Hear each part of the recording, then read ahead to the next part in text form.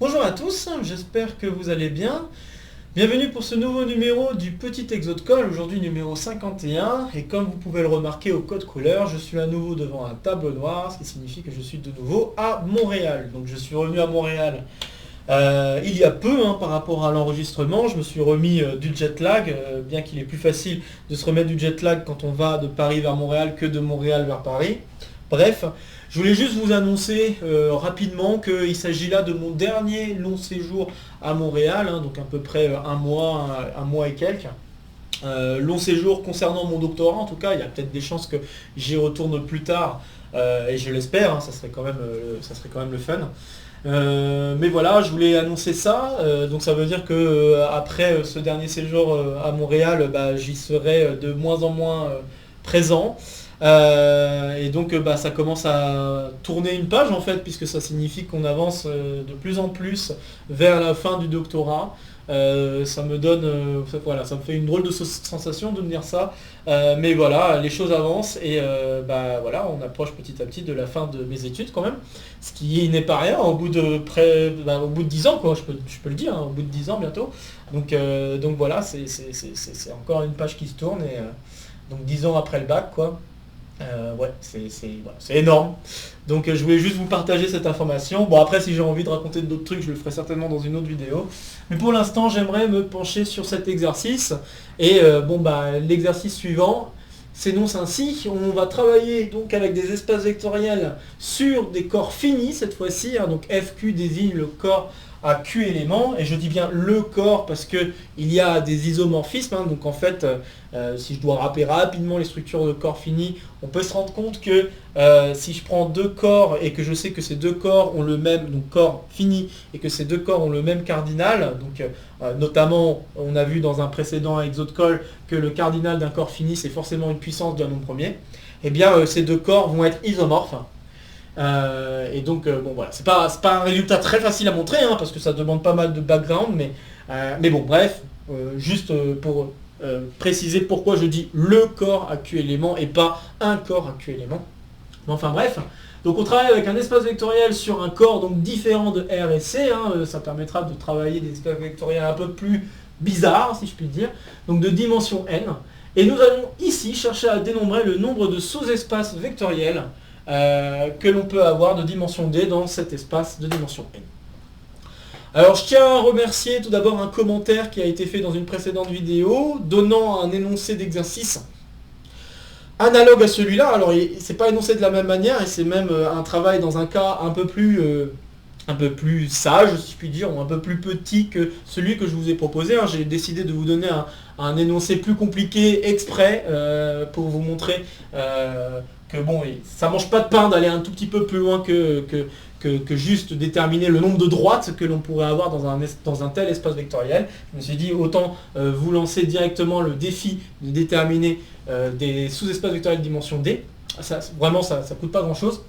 Et donc cet exercice-là, étonnamment, on n'a pas trop besoin de connaître la structure des corps finis à Q éléments. Il n'y a pas vraiment besoin de ça, il y a juste besoin de savoir qu'on travaille avec un corps avec Q éléments. Donc, pour les premières années de classe préparatoire, il n'y a pas à avoir peur. C'est pas un exercice très difficile en fait.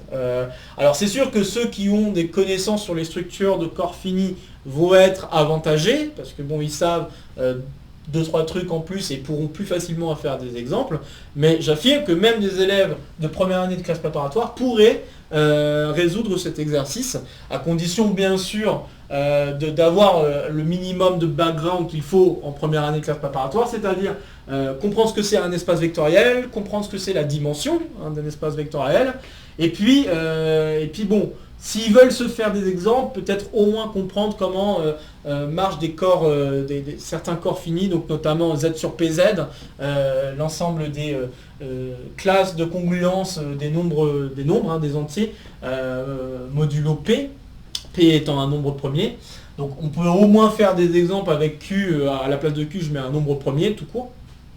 Donc ça serait bien d'avoir peut-être cette connaissance-là pour pouvoir faire des exemples, mais bon, même si on n'a pas cette connaissance, on peut tout de même s'en sortir juste avec les définitions qui s'en suivent autour des espaces vectoriels de dimension finie. Donc c'est quand même, enfin, Voilà, ce que je veux dire, c'est que cet exercice est vraiment attaquable par des élèves de première année. Alors, un autre truc que j'aimerais dire, c'est que là, on va faire du dénombrement. Dénombrement, c'est une partie des choses que l'on fait dans une branche de mathématiques bien précise, qui est la combinatoire. J'en ai déjà parlé, parce que c'est une des choses que j'aime bien faire, moi, en recherche de la combinatoire. La combinatoire a pour but de faire non seulement du dénombrement des objets, mais également de chercher à faire des bijections entre les objets, et voire même plus.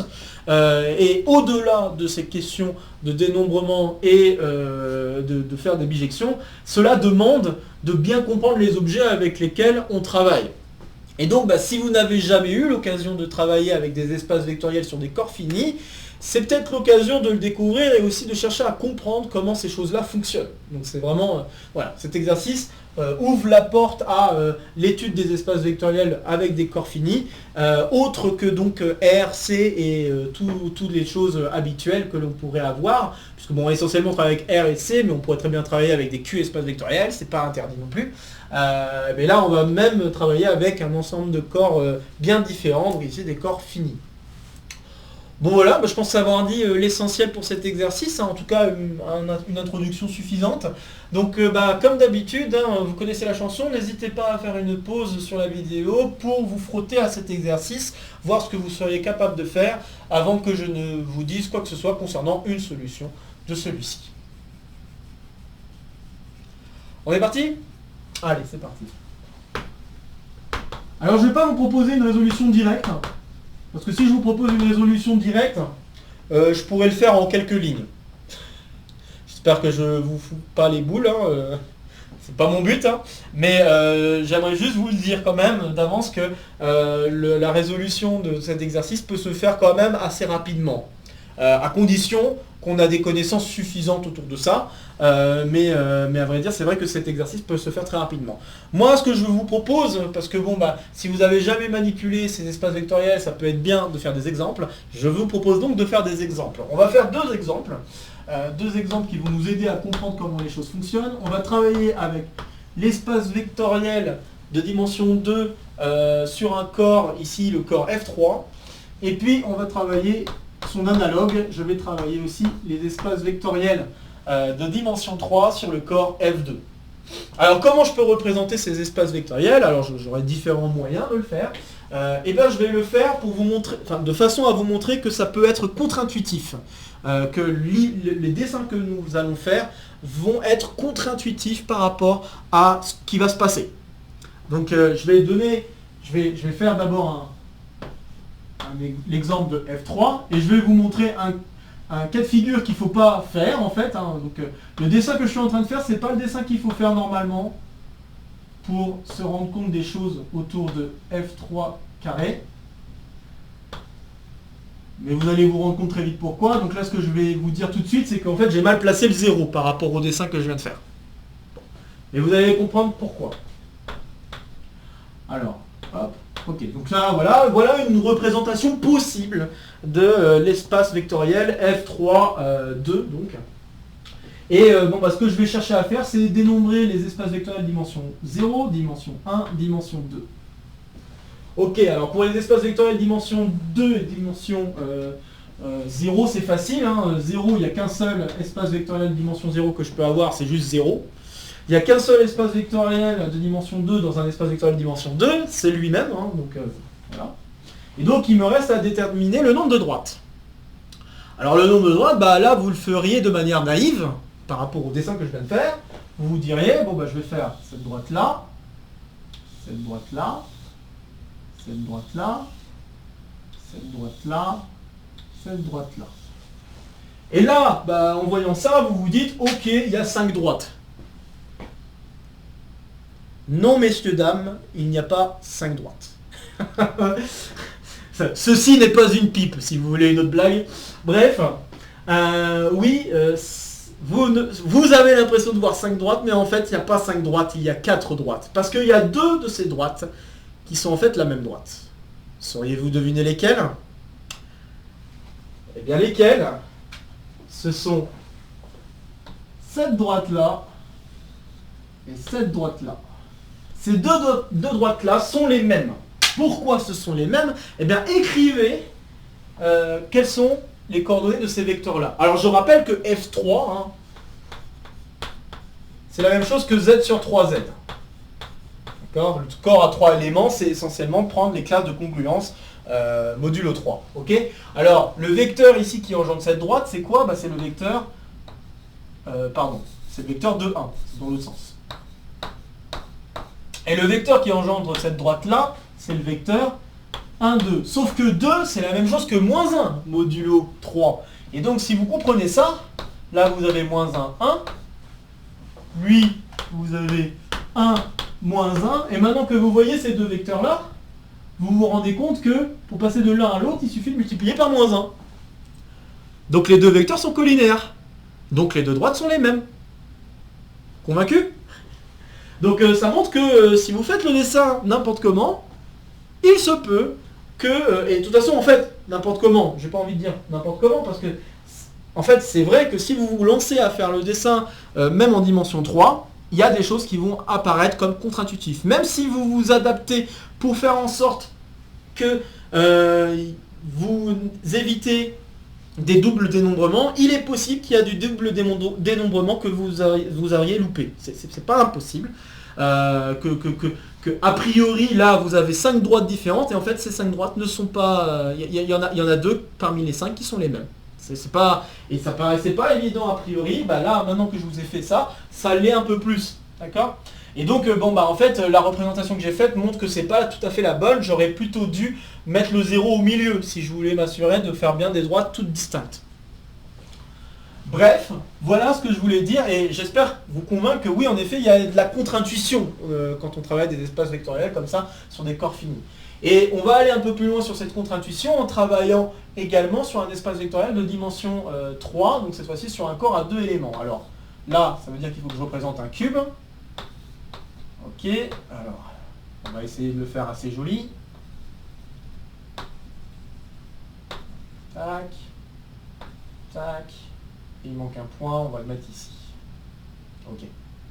Donc voilà, alors là, tous les points que je viens de dessiner sont les points qui définissent des vecteurs dans F2 à la 3. Bon, alors même question, je veux déterminer les espaces vectoriels de dimension 0, 1, 2, 3. Là, cette fois-ci, j'ai un peu plus de choses à faire.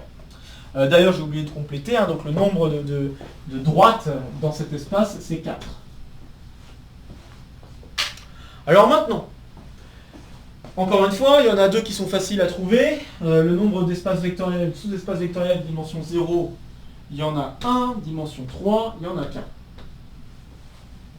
Alors maintenant, dimension 1, pareil, on va se dire, on va faire toutes les droites possibles. Pourquoi pas, faisons ça. Hop. J'ai celle-là, j'ai celle-là. Je le fais exprès un peu de biais pour distinguer les deux droites, celui qui est au fond et celui qui vient plus ou moins vers nous. Il y a ça, et puis cette droite-là. Voilà. Donc a priori, il y a cette droite. Mais si je veux être sûr qu'il y ait bien cette droite, hein, pour ne pas me faire avoir comme ici, il faut que je donne tous les vecteurs en fait qui se cachent derrière. Alors tous les vecteurs qui se cachent derrière, ben, j'ai 0, 0, 0, 1, 0, 0, 0, 1, 0, 0, 0, 1. Après j'ai 1, 1, 0, 1, 0, 1, 1, 0, 1, 1, et puis 1, 1, 1. Donc j'ai 8 vecteurs. Ok, très bien. Et donc ce que je dois vérifier, c'est est-ce que les vecteurs qui sont non nuls ici peuvent être collinaires. Et en fait, on se rend compte que pour être collinaire, hein, si on y réfléchit un peu plus, pour avoir deux vecteurs qui sont collinaires, on n'a pas trop le choix dans un espace vectoriel formé d'un corps à 2 éléments. On a soit 0, soit 1. Donc ça veut dire que chacun des vecteurs doit être multiplié soit par 0, soit par 1. Autrement dit, chacun des vecteurs là, en effet, ne sont pas collinaires les uns les autres. Là, tous les vecteurs là ne sont pas collinaires les uns les autres. Donc ça veut dire que chacune des droites que j'ai dessinées sont bien des droites distinctes. Il n'y a pas deux droites qui sont les mêmes. Et donc, on conclut que on a 7 droites.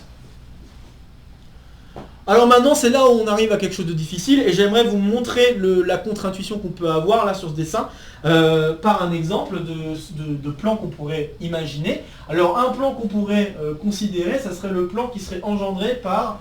Donc, par exemple, le plan engendré par 1, 1, 1, 0 et 0, 1, 0. Pardon, 0, 1, 1, je voulais dire.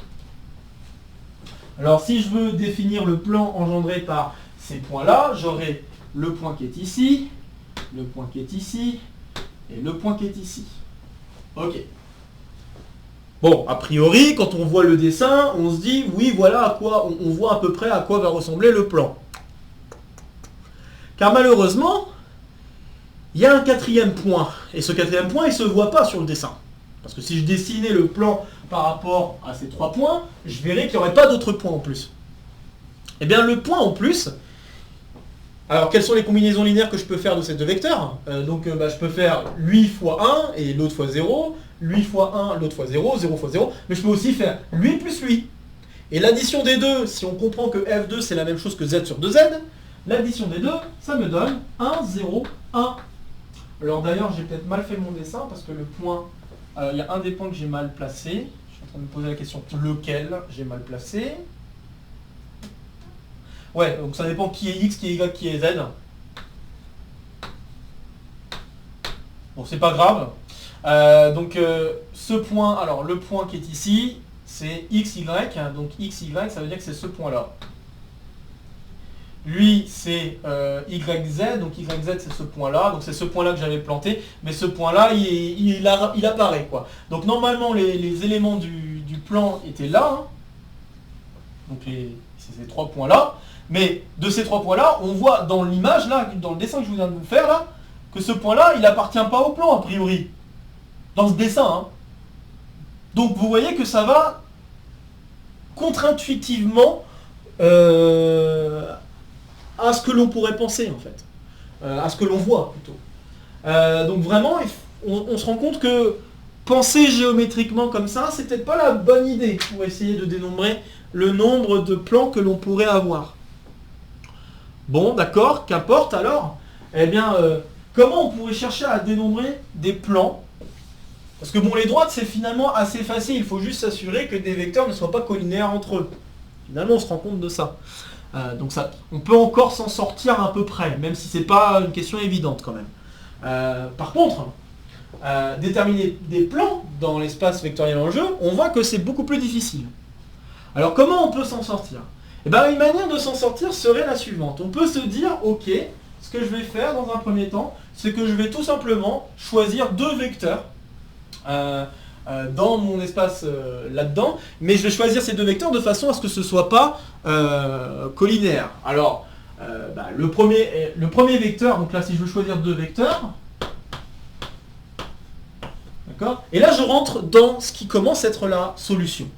D'accord? Mais c'est juste pour vous expliquer là, comme ça, intuitivement déjà, dans un premier temps, de vous montrer que la géométrie, le fait de le voir, de le dessiner, c'est contre-intuitif. C'est pas forcément la bonne idée. Mais en fait, la vraie bonne idée, c'est de revenir de qu'est-ce que ça veut dire avoir un sous-espace vectoriel de certaines dimensions, etc. Et si on revient à cette définition-là, eh bien là, on va réussir à trouver une solution. Donc c'est-à-dire qu'il faut faire des calculs. Faut pas faire trop d'images, il faut faire des calculs. Donc si je me lance à faire des calculs, donc j'ai dit, si je veux définir une famille libre formée de 2 vecteurs ici, le premier vecteur, j'ai combien de choix par rapport à cet espace-là? Eh bien, je dois prendre des vecteurs qui doivent être non nuls. Donc, autre que celui-là. Si je dois prendre des vecteurs qui doivent être non nuls, je me retrouve avec 7 choix possibles. D'accord? Donc, je me retrouve avec 7 choix possibles. Donc voilà, j'ai choisi mon premier vecteur. Ok.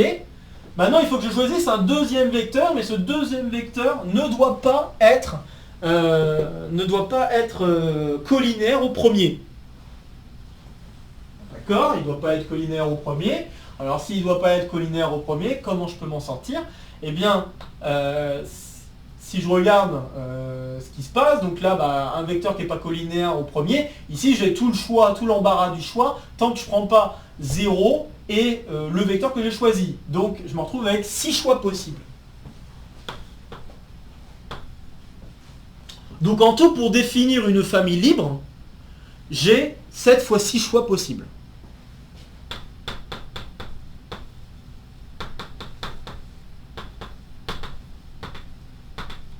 Une famille libre. Qui est génial. Mais il reste encore un problème, parce qu'il est possible qu'il y ait plusieurs familles libres qui engendrent le même espace vectoriel. Bon, bah la question qui se pose, c'est, maintenant que j'ai un espace vectoriel de dimension 2, combien j'ai de façons de définir une base sur cet espace vectoriel de dimension 2? Alors, sur un espace vectoriel de dimension 2, donc là, dans le corps F2, donc il suffit de penser comme ça. Réfléchissons maintenant à F2 carré. Et posons-nous la question, combien y a-t-il de façons de définir une base dans cet espace-là?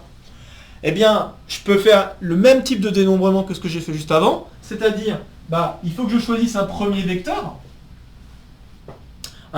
qui doit être non nul. Ça me donne combien de choix? Bah, ça me donne 4 moins 1 choix, hein, donc ça me donne 3 choix. 3 choix possibles pour W1.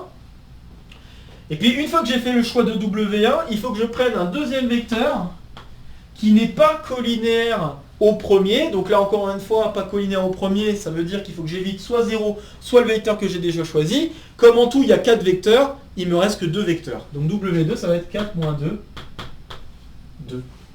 Donc en tout, combien j'ai de bases ou de familles libres, suivant comment vous voyez les choses, mais combien j'ai de bases qui peut engendrer f de 2? Eh bien, j'en ai 6. Ok? Donc parmi tous les choix que je peux faire là-dedans, je sais qu'il y en a 6 fois là-dedans qui correspondraient au même espace vectoriel. Donc qu'est-ce que ça veut dire? Ça veut dire que, là c'est ce que je viens plus ou moins d'expliquer, en fait le calcul du nombre de bases que je pourrais faire pour un espace, de nombre de familles, libres, à 2 éléments que je pourrais faire dans cet espace de dimension 3, ça correspond à la même chose que le nombre d'espaces vectoriels de dimension 2 fois le nombre de bases qui me donnerait le même espace vectoriel de dimension 2. Donc c'est-à-dire fois 3 fois 2. Ok? Donc si je veux définir un espace vectoriel de dimension 2, comment ça marche? Si je veux compter, si je fais seulement par rapport aux bases, je fais une famille libre de 2 éléments. Parmi les familles libres de 2 éléments, je sais qu'il y en a qui vont engendrer des espaces vectoriels différents, mais chaque espace vectoriel peut se représenter à l'aide de 3 fois 2 éléments, 3 fois 2 vecteurs que je pourrais avoir dans ma base. Donc voilà l'équation que doit satisfaire le nombre d'espaces vectoriels de dimension 2 que je peux avoir, et en résolvant cette équation, on se retrouve avec le nombre d'espaces vectoriels de dimension 2 égale à 7. Donc la réponse, c'est 7. Et là, vous devez commencer à remarquer quelque chose d'assez rigolo. Vous pouvez remarquer qu'il y a une symétrie. D'accord? Apparemment, le nombre d'espaces vectoriels dimension 1, c'est le même que le nombre d'espaces vectoriels dimension 2. On pourrait se poser la question, est-ce qu'il y aurait peut-être le même genre de symétrie au cas général? La réponse va être oui. Mais bon, alors en fait, le raisonnement que je viens de vous faire, c'est exactement le raisonnement général. Il n'y a plus qu'à remplacer 2 par Q pour voir ce qui se passe. Alors, c'est ce que je vais faire. C'est ce que je vais faire maintenant.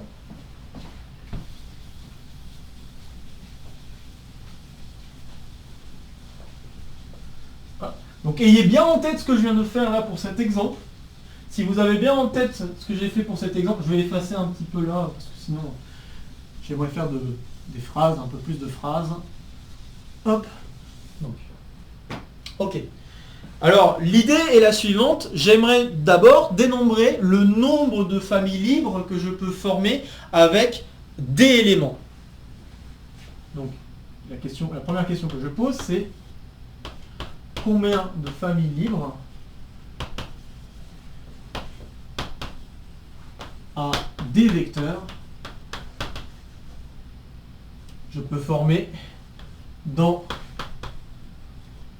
l'espace vectoriel E, donc E qu'on peut assimiler à FQN. D'accord? Donc c'est l'espace vectoriel de dimension n sur le corps FQ. Alors si je veux définir une famille libre de D vecteurs dans ce type d'espace vectoriel, qu'est-ce que je dois faire? Eh bien je dois donc faire un choix de vecteurs V1, V2 jusqu'à VD. Je dois d'abord faire un choix de ces vecteurs-là, et je dois faire ce choix de façon à ce que ça me forme une famille libre, étape par étape. Alors, combien j'ai de choix pour V1? V1, ça doit juste être un vecteur non nul. Si je veux espérer que ma famille soit libre, il vaut mieux que je choisisse des vecteurs non nuls. Bon. Eh bien, le premier vecteur doit être non nul. Combien j'ai de choix possibles pour ce premier vecteur non nul? Eh bien, combien y a-t-il de vecteurs en tout dans cet espace vectoriel? Pour définir un vecteur dans E, dans E là-dedans, il suffit de donner la première coordonnée, j'ai Q choix pour la première coordonnée, j'ai Q choix pour la deuxième coordonnée, j'ai Q choix, etc. jusqu'au dernier. Donc je me retrouve avec Q puissance N choix. Donc je me rends compte que le cardinal, si vous voulez, de FQ à la N, c'est Q puissance N. D'accord? Donc le nombre de vecteurs qu'il y a là-dedans, c'est Q puissance N, parce que j'ai Q choix pour chacune des coordonnées du vecteur. Dites-vous ça. Bon. Et tout ce que je dois faire, c'est éviter que ce soit le vecteur nul. Donc j'ai Q puissance N moins 1 choix. Donc Q puissance N moins 1 choix de définir une base. Enfin, le premier vecteur de ma base. Enfin, ou de ma famille, pardon. Donc j'ai ce choix-là. Très bien. Maintenant, si je veux choisir le deuxième vecteur, il faut que je fasse attention à ce que V2 ne soit pas collinéaire à V1. Ok. Alors, V2, encore une fois, j'ai combien de choix? A priori, j'ai Q puissance N choix, sauf que je dois éviter d'être sur la droite engendrée par V1. Combien y a-t-il de éléments qui sont sur la droite engendrés par V1? Eh bien, il suffit de compter le nombre de choix que l'on peut avoir pour le coefficient alpha. Le coefficient alpha étant dans FQ, d'accord? Ce coefficient alpha étant dans FQ, j'ai Q choix possible pour alpha. Autrement dit, il y a Q éléments qui se trouvent sur la droite formés par le vecteur V1. Donc, Q puissance N moins Q choix pour définir V2. Puis pour définir V3, et bon, j'espère que je vous convainc que ça va marcher encore. Si je veux définir V3, il faut que je prenne V3 qui doit être non coplanaire à V1 et V2. Non coplanaire, donc ça veut dire qu'il ne faut pas que ça s'écrive comme combinaison linéaire de V1 et de V2. Si je veux faire en sorte que cela soit possible, il faut donc que j'évite 0 évidemment, mais tous les choix possibles de alpha et de bêta qui sont tous deux dans le corps FQ. Combien j'ai de choix pour alpha? J'ai Q choix. Combien j'ai de choix pour bêta? J'ai également Q choix. Donc Q fois Q, Q carré. Je dois éviter Q carré vecteur, et donc j'ai Q puissance N moins Q carré choix pour définir V3. Et donc ainsi de suite, jusqu'au dernier, Q puissance N choix moins Q puissance D moins 1 pour définir VD. Donc voilà le nombre de familles libres à D vecteurs que je peux former. Ok, ça c'est bien. Alors maintenant, une autre question.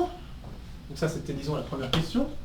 Deuxième question, c'est quel est le nombre de familles libres, enfin pas de familles libres, de bases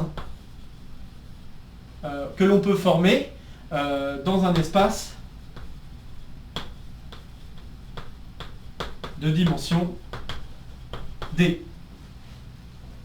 Donc, combien de bases je peux former dans un espace vectoriel de dimension D? Ce qui reviendrait à dire combien il y a de familles à des vecteurs qui vont me former le même espace vectoriel que celui que j'ai choisi en prenant ces vecteurs-là. Bon. Eh bien, si on y réfléchit un petit peu, on se retrouve en fait à devoir choisir W1 jusqu'à WD dans un espace vectoriel de dimension D. Et donc, la réponse est très proche de celle que je viens d'écrire ici. C'est en fait Q puissance D moins 1 fois Q puissance D moins Q, etc. jusqu'à Q puissance D moins Q puissance D moins 1. Ok. Et donc si je veux faire intervenir le nombre d'espaces vectoriels que je pourrais définir de dimension D, eh bien je vais me retrouver exactement avec la même équation. Bon, j'espère que vous vous souviendrez des numéros, sinon n'hésitez pas à faire demi-tour pour revoir les résultats précédents. Comme ça on pourra checker qu'on n'a pas fait de bêtises. Mais maintenant que j'ai fait ces calculs-là, ce que je suis en train d'affirmer, un troisième point, ce que je veux affirmer, c'est que le nombre de familles libres à des vecteurs dans E, c'est en fait égal au nombre d'espaces vectoriels de dimension D fois le nombre de bases pour cet espace vectoriel.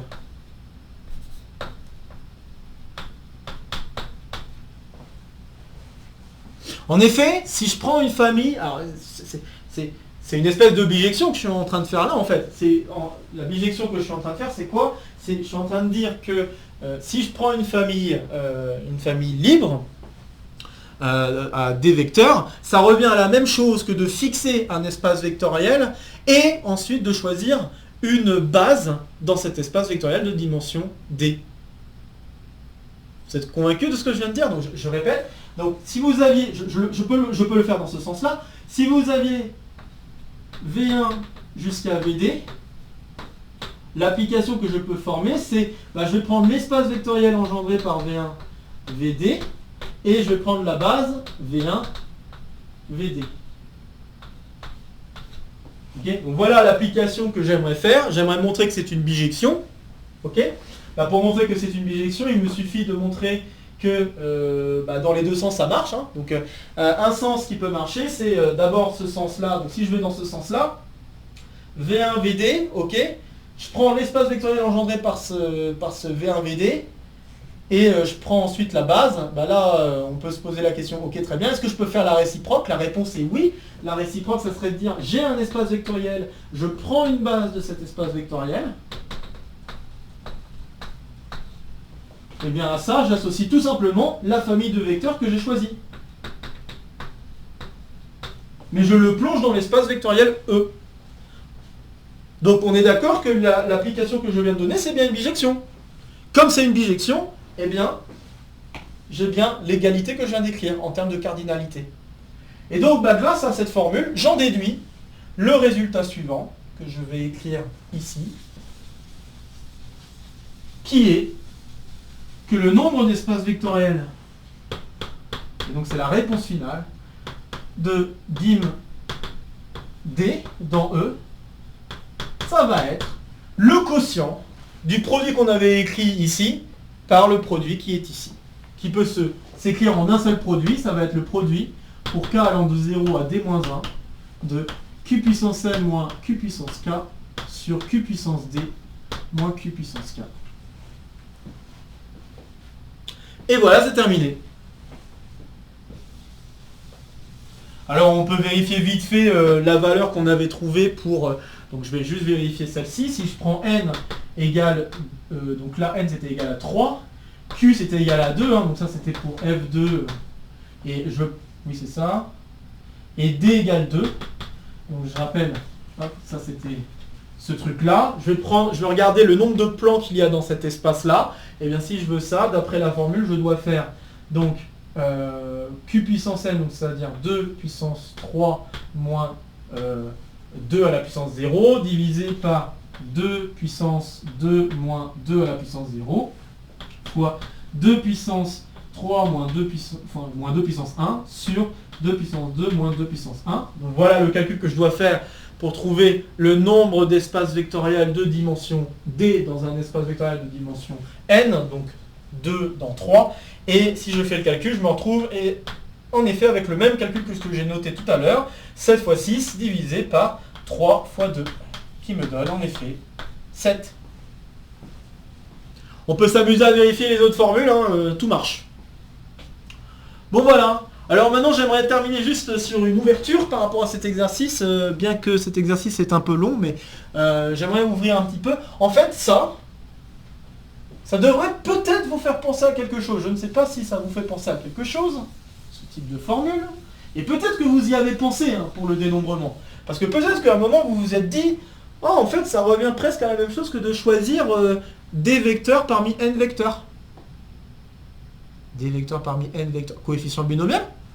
Ouais, bah en fait, il se trouve que c'est ce qu'on appelle la cuification, donc c'est-à-dire un Q modifié, quelque chose, une formule qui est modifiée, mais par rapport à un nombre qu'on aurait choisi Q.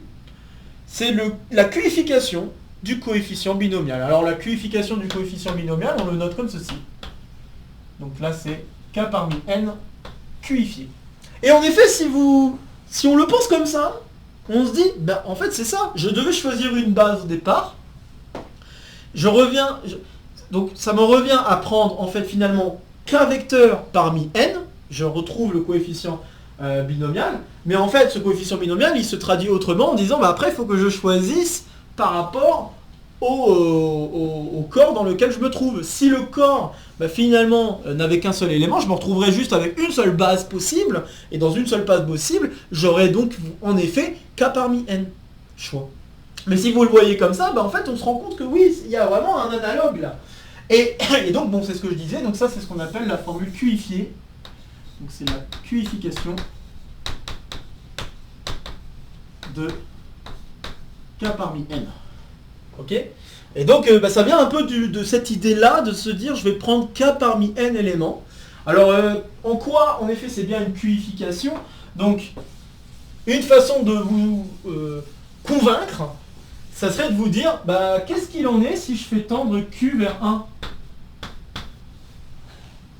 Si je prends cette formule et que je fais tendre Q vers 1, qu'est-ce qu'il advient de cette formule? Eh bien, il se trouve, et je vais vous rappeler ça, hein, que si vous faites Q puissance N moins Q puissance N moins 1 sur Q moins 1, pardon, je vous rappelle que ça, quand vous faites la limite quand Q tend vers 1, eh bien ça c'est égal à N. Et une façon de s'en convaincre, c'est de penser aux formules de somme géométrique. Ça c'est la même chose que 1 plus Q carré jusqu'à Q puissance N moins 1. Il y a N termes, je remplace Q par 1, j'obtiens bien N. D'accord ? Donc, la limite, donc en fait, cette formule m'explique que même un entier, je peux le cuifier. C'est-à-dire que la cuification de n, qu'on peut noter comme ceci, la cuification de n, ça sera q puissance n moins 1. Sur q moins 1, pardon. J'ai oublié de mettre ça. Sur q moins 1. Ok. Et maintenant, bah, c'est quoi Q? Donc là, je vais vous convaincre que, en effet, c'est bien le cuifié du coefficient binomial. Donc, pour vous en convaincre, ce que je vais faire, c'est que je vais faire la chose suivante. Donc là, je viens de cuifier n en vous expliquant quel est le lien entre les deux. En fait, si vous faites tendre Q vers 1, vous retrouvez n. D'accord? Bon, alors c'est quoi, du coup, le cuifié de n factoriel? Bah, on pourrait se permettre de le définir comme étant... Alors...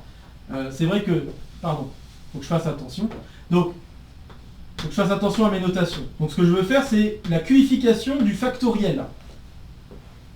D'accord? Je ne veux pas faire n factoriel cuifié parce que ça serait q puissance n factoriel. C'est pas ça que je veux faire. Je veux l'équivalent du factoriel, mais en termes de q comme je l'ai écrit là-bas. Eh bien, on se rend compte que ça va être q puissance n moins 1 fois q puissance n, alors, q puissance n moins 1, etc. jusqu'à q moins 1 divisé par q moins 1 puissance n. Ok, donc ça c'est la formule cuifiée du factoriel. Et puis bah, si vous écrivez la formule du coefficient binomial,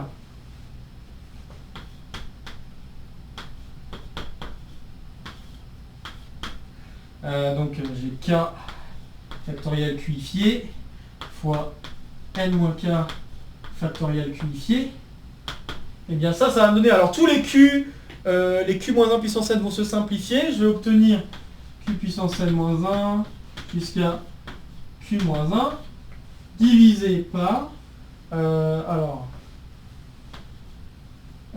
réfléchissons 2 secondes, pas faire de bêtises, donc je vais me retrouver avec ensuite ici k moins 1 jusqu'à q puissance k q moins 1, pardon. Puis ensuite j'ai q puissance n moins alors je suis juste en train de demander si en effet c'était bien. Oui, c'est ça. Donc Donc q puissance n moins k moins 1 jusqu'à q puissance 1 moins 1. Voilà. Donc je me retrouve avec cette formule-là, et il y a une partie de la formule qui peut se simplifier. Alors d'ailleurs, j'ai fait une bêtise, c'était d ici. Donc du coup, il faut que je remplace. Donc c'est d. Et là, c'est d. Voilà. Donc il y a des trucs qui vont se simplifier. Alors je vais pas choisir une simplification n'importe comment. Je réfléchis 2 secondes. Si je veux faire une simplification pas trop n'importe comment, ce que je peux faire... Ouais, c'est ça. Donc ce que je peux faire, c'est... Donc je vais simplifier tous ces termes-là par rapport aux termes qui sont en haut. Et je me retrouve alors avec q puissance n moins 1 jusqu'à q puissance... alors je me retrouve avec q puissance n moins d plus 1 moins 1 divisé par q puissance d moins 1 jusqu'à q moins 1.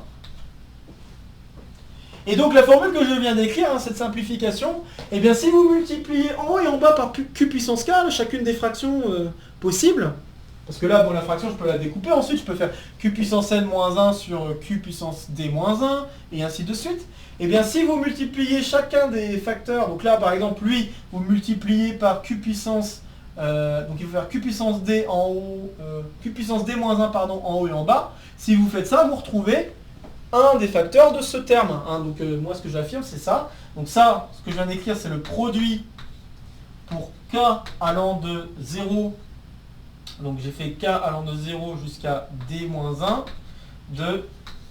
alors on peut l'écrire comme q puissance n moins k moins 1 sur q puissance d moins k moins 1. D'accord? Donc je peux écrire la formule comme ça, et en ayant écrit la formule comme ça, maintenant vous voyez plus facilement qu'en effet chacun des produits, si je le multiplie par q puissance k en haut et en bas, je retrouve exactement la formule ici. D'accord? Donc si je multiplie par q puissance k, chacune des fractions, je retrouve bien ça. Donc ça montre bien que c'est un cuifié par rapport aux explications que j'ai pu donner. Et en fait, la cuification, c'est un outil très puissant pour chercher à dénombrer des objets, des choses. Et ça amène à des polynômes très particuliers qu'on rencontre en combinatoire, comme des polynômes symétriques que l'on rencontre également quand on travaille avec les racines, donc on l'a fait il n'y a pas très longtemps, quand on travaillait avec les racines d'un polynôme. Je vous rappelle qu'il y a cette formule de relation coefficient-racine. Et bien ces formules de coefficient-racine, ce sont des formules combinatoires qui ont un sens, et qui peut apparaître sous la forme de formules soit cuifiées, peut-être avec des variables x1, x2, x3 qui peuvent avoir un sens. Donc c'est des outils très forts en fait de combinatoire qui se cachent derrière. Donc le fait de cuifier, c'est comme si je voulais compter un poids en plus de fait de compter normalement mes objets. D'accord? Donc là, je suis en train de mettre un poids sur les objets que je suis en train de regarder. Et le poids dépend du corps. Enfin là, j'ai mis un corps, mais je ne suis pas obligé de dépendre du corps. Je vais vous donner juste un autre exemple, et puis je vais m'arrêter là, parce que je pourrais discuter longtemps de ça. Mais juste pour vous montrer un exemple de truc intéressant que l'on peut faire avec cette formule. Et je vais rester avec cette idée de juste cuifier, je ne vais pas aller plus loin que ça. Donc si je vais aller un tout petit peu plus loin pour cuifier, je pourrais très bien, alors je ne sais pas si vous qu'on connaisse ou pas, je pense que ça ne pose pas de problème, mais par exemple, je vais essayer de donner un exemple comme celui-là. Par exemple, ce qui pourrait être intéressant, c'est d'étudier tous les chemins que je pourrais faire. Donc je pourrais très bien étudier la chose suivante. Je pourrais étudier tous les chemins que je pourrais faire partant d'un point ici vers un point ici, et n'ayant que le droit de descendre et d'aller de gauche à droite ou de descendre. Ok? Donc je pourrais très bien me retrouver avec ça.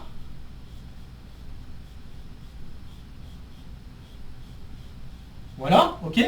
Donc je peux me trouver avec cette chose-là. Et une façon de cuifier le nombre, par exemple, je me pose la question, combien y a-t-il de chemins que je peux construire de cette manière-là en partant, donc j'ai un rectangle, je connais les dimensions peut-être, disons que là j'ai n, puis là j'ai k, ok, donc combien j'ai de possibilités de chemins que je peux faire en faisant que des pas de 1 de gauche à droite ou des pas de 1 en descendant, eh bien un moyen de QIfier, c'est de dire je vais regarder le nombre de carreaux qui se trouvent en dessous de mon chemin. Et le nombre de carreaux, je vais faire Q puissance le nombre de carreaux. Ça veut dire que je suis en train de mettre un poids sur les objets que je regarde. C'est ça qui se passe quand on QIfie en fait. On met des poids sur les objets qu'on cherche à calculer. Et ces poids-là, on peut mettre différentes variables qui peuvent avoir du sens. Là, ici, je veux calculer ce qu'on appelle l'aire de cette chose. Je pourrais m'amuser à calculer d'autres statistiques. Il y a d'autres statistiques particulières qu'on pourrait étudier dans ce genre de cas, que je ne vais pas citer ici parce que c'est quand même assez compliqué. Mais bref, il y a pas mal de choses très intéressantes liées à la combinatoire et tout ce qui peut lier à de la dynamique combinatoire, même derrière, qui explique pourquoi on s'intéresse à ce genre de formule, à ce genre de choses. Et donc voilà, je me suis dit que cet exercice c'est vraiment l'occasion de vous en parler, et donc maintenant c'est chose faite. Bon, alors navré pour cette dissertation qui a duré un petit moment quand même. En tout cas l'exercice a duré 30 minutes, donc ça va encore, mais désolé pour ces explications en plus, mais j'espère que ça vous a intéressé ces trucs en plus. Donc je m'arrête ici, n'hésitez pas donc à laisser en commentaire vos questions, vos remarques et autres affaires concernant cette vidéo. N'hésitez pas à partager la vidéo si vous connaissez d'autres camarades qui pourraient être intéressés par le contenu de la chaîne ou par cette vidéo en particulier. Et sur ce, je vous retrouve très vite pour de prochaines aventures mathématiques. Portez-vous bien et à très bientôt. Salut à tous!